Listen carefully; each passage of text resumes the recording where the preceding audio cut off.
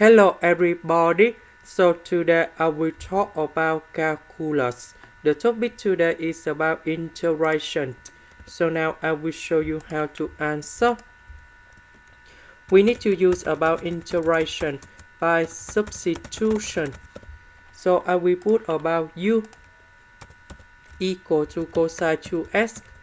So if I do first the derivative for the both sides, we have the u equals to negative number 2 sin 2x dx. Because we don't have negative number 2 in here, so we need to divide both sides by negative number 2.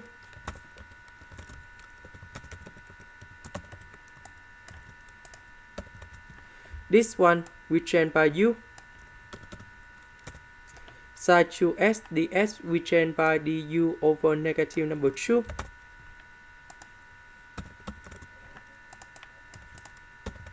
The integral of this one, that's about e to the power of 3u over 3, and we put about c.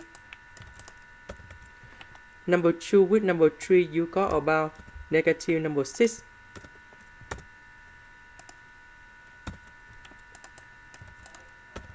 About u, that's about cosine 2x. This is the end. Thank you for watching.